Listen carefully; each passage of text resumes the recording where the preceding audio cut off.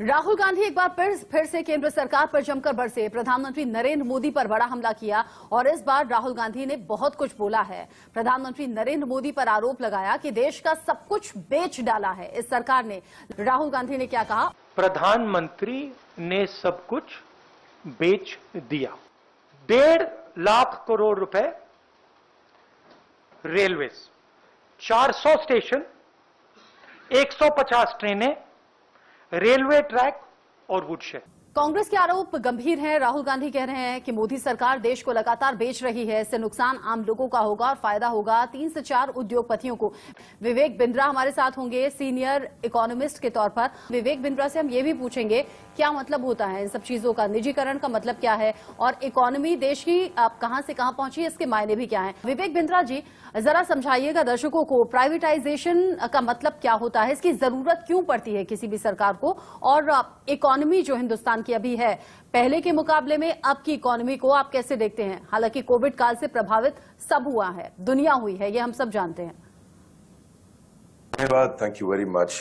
पहले समझते हैं कि आप वैल्यूएबल रिसोर्सेज को जनरेट करते हैं सरकार के लिए, आपके फिस्कल डेफिसिट का जो गैप है उसको कम करते हैं और डेवलपमेंटल प्रोजेक्ट के लिए आपको पैसा चाहिए।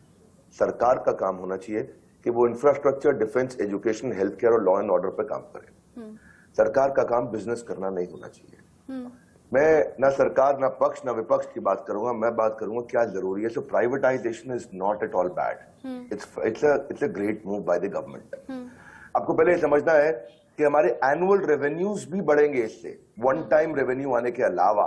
और टैक्स पेयर के लिए क्या होगा, देखिए आपने जब ये एसेट्स आप बेचते हैं, निकालते हैं इनको बाहर, ये लॉन्ग टर्म इंटरेस्ट में है टैक्स पेयर के। क्योंकि एक अगर आपके पास में कोई बड़ा 70 साल, 50 साल, 20 साल में आपने एक प्रोजेक्ट बनाया, उस प्रोजेक्ट पे कॉस्ट आई, उसकी अगर करंट यील्ड अगर 1 लाख करोड़ लगा और उससे मैं 2000 करोड़ रुपया साल का नहीं बना पा रहा हूं सरकार के लिए, तो इसका मतलब उसकी यील्ड बहुत लो है। अगर मैं उसकी यील्ड बढ़ाना चाहता हूं और लाने के लिए मैं उस 1 लाख करोड़ रुपए अगर मैं बेटर यील्ड जनरेट कर सकता हूं, तो ये तो टैक्स पेयर के लिए अच्छी चीज है। पर मैं समझ सकता हूं कि विपक्ष की मजबूरी है कि उनको वो बात करनी है जिससे आम जनता को लगे कि बहुत नुकसान हो गया है, या पक्ष भी ऐसी ही बात करने का प्रयास करता है। हालांकि कल के मैंने देखा वो जो प्रेस कॉन्फ्रेंस हुआ उसमें चिदम्बरम जी की बात अच्छी थी। ही सेड वेरी नाइसली कि भाई स्टेक होल्डर्स को इन्वॉल्व करो, and I like that point. But overall I think हमारे पास जो स्टक फंड है इस समय, उनको हेल्थ केयर में, एजुकेशन में, इंफ्रास्ट्रक्चर में लगाना है। That's number 1। नंबर 2, डिफेंस का लैंड, रेलवे की जमीन, बाकी पीएसयू, उनको लिक्विडेट इसलिए करना जरूरी है क्योंकि वो अनप्रोडक्टिव एसेट है। आप अनप्रोडक्टिव एसेट को रखें और चिपका के रखें, उससे कभी फायदा देश को नहीं होगा। दूसरा, हमने पहले भी देखा है कि पे राइज बढ़ता है डिसइन्वेस्टमेंट से, प्राइवेटाइजेशन से तनख्वाहें बढ़ती हैं, नई अपॉर्चुनिटीज आती हैं, करियर ग्रोथ होता है और नया इंप्लॉयमेंट जनरेशन होता है। अगला पॉइंट यह है कि वर्ल्ड बैंक ने भी ये रिपोर्ट किया है कि लगभग $100 बिलियन से ज्यादा का प्राइवेटाइजेशन 97 में शुरू हो गया था। चाइना ने शुरुआत करी थी इसकी और लैटिन अमेरिका ने बहुत किया इसको। यूके को देखो, मार्गरेट थैचर गवर्नमेंट जिसने शुरुआत करी 80s में यूके के अंदर, पहले समझिए ये नारा उनका था कि government has no business to be in business.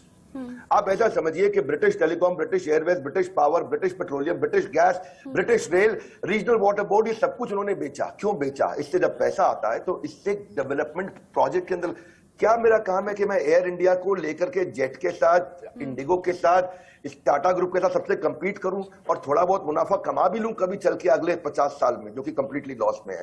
क्या फायदा होगा देश को? इससे कंप्लीटली देश के टैक्स पेयर के पैसे का नुकसान हो रहा है। Taiwan, Hungary, Thailand, Philippines, Korea, Turkey, Poland, Zambia, सबके सब शुरू कर रहे हैं। जर्मनी ने, 2 मिनट दीजिएगा, 2 मिनट और सुनिएगा। जर्मनी ने 13,500 कंपनीज को प्राइवेटाइज किया। अब आप ये समझो, टेलीफोन, इलेक्ट्रिसिटी, गैस सप्लाई, जब आप इनको प्राइवेटाइज करते हो इसकी कॉस्ट कम होती है और कंज्यूमर को ज्यादा बेनिफिट मिलता है।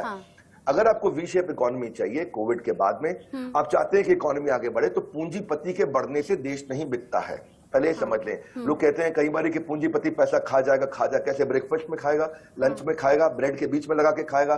पूंजीपति पैसा नहीं खाता है। पूंजीपति जब पैसा कमाता है, बढ़ाता है, तो उससे वो बैंक में डालता है, उससे कैश आउटफ्लो इनफ्लो बढ़ता है, लोन का आउटफ्लो बढ़ता है, सर्कुलेशन बढ़ता है, मार्केट में ग्रोथ होती है। टाटा ग्रुप आज अब ये समझे कि वो स्टार्टअप है जो 150 साल से चल रहा है। टाटा ग्रुप भी तो पूंजीपति है ना, एक तरह से 7th लार्जेस्ट प्राइवेट कंपनी है पूरे पृथ्वी के ऊपर। आज $160 बिलियन से ज्यादा मार्केट कैप है। पूरा के पूरे पाकिस्तान का जो टोटल जो मार्केट उनका जो स्टॉक का मार्केट कैपिटलाइजेशन है वो अकेले टीसीएस का उससे ज्यादा है। जीडीपी को 4% कंट्रीब्यूट करता है। आज आसाम, हिमाचल, उड़ीसा और गोवा मिलकर जितना टैक्स देते हैं उससे ज्यादा एक कंपनी देती है टैक्स हमारे देश में। पूंजीपति बढ़ता है तो देश बढ़ता है। नॉन परफॉर्मिंग एसेट्स को बेचने की बात हो रही है और वो आई थिंक मैं कभी चाहे वो कांग्रेस की सरकार और बीजेपी की सरकारों में हम उसका समर्थन करना चाहेंगे, क्योंकि हमारे देश में जितना ज्यादा देखिए एक चीज और समझते हैं आपको, it will make state owned companies more productive. क्योंकि आप अच्छा कोई रिलायंस की बात भी होती है, रिलायंस को पहले समझना चाहिए कि 1 लाख करोड़ का तो उन्होंने खाली जीएसटी पे किया हमारे देश के लिए, तो किधर जा रहा है पैसा?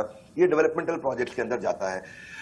ये समझिए कि कस्टम एक्साइज ड्यूटी भी उन्होंने बहुत बड़ा अमाउंट 25,000 करोड़ दिया है। आप रिलायंस कैपिटल, अब रिलायंस ऑर्गेनाइजेशन को देखें, ग्रुप को, तो आज 2.5 लाख लोगों को उन्होंने नौकरी दिया है। फार्मिंग के बाद ये प्राइवेट सेक्टर के अंदर लार्जेस्ट एम्प्लॉयर है हमारे देश के अंदर।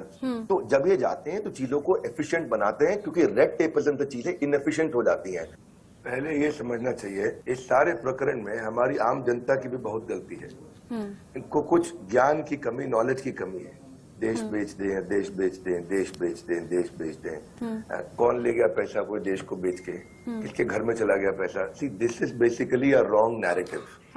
राहुल गांधी जी ने कल जो क्वेश्चन किए, जो विपक्ष ने कल जो क्वेश्चन किए, उन क्वेश्चंस में सिलेक्टिवली कुछ क्वेश्चन बहुत अच्छे भी हैं। वो क्वेश्चन ये है कि मोनोपोली ना क्रिएट किया जाए, वो क्वेश्चन वो है। पर अगर आप ये देखें कि पीवी नरसिम्हा राव, उनकी गवर्नमेंट में 91-92 में शुरुआत हुई थी, पब्लिक सेक्टर फर्म के बंडल्स में म्यूचुअल फंड में और इंस्टीट्यूशनल इन्वेस्टर्स को दिया गया था ग्लोबलाइजेशन के बाद। वाजपेयी सरकार में 98-99 में बजट में अनाउंस हुआ कि हम 26% रखेंगे पब्लिक सेक्टर के अंदर, वहां भी हुआ। डॉक्टर मनमोहन सिंह सरकार में, सब अलग अलग सरकारों की बात कर रहा हूं, मैं किसी एक की बात नहीं कर रहा हूं। नेशनल इन्वेस्टमेंट फंड 2005 उन्होंने एस्टैब्लिश किया और उन्होंने कहा कि क्षमा चाहता हूं, प्रोफेशनल इन्वेस्टमेंट मैनेजर्स होंगे जो इसके 75% प्रोसीड्स को सोशल वेलफेयर स्कीम्स में डालेंगे, एजुकेशन में डालेंगे, हेल्थ में, एम्प्लॉयमेंट में, सब जगह डालेंगे इसको। वो अलग बात है 2008-9 में क्राइसिस आ गया, बाद में बाढ़, वो ड्रॉट आ गया, बिल्कुल एकदम सूखा पड़ गया, 3 साल उसमें डिले हुआ। 2013 में वही काम आज अगर वो मनमोहन सरकार करती तो मैं उनकी तारीफ करता, वही नरसिम्हा राव सरकार करेंगे तो मैं उनकी तारीफ करूंगा। आपने जितनी बातें अब तक बोली हैं सब पॉजिटिव संकेत की तरह नजर आ रहे हैं। आप सभी का हमारे साथ जुड़ने के लिए शुक्रिया।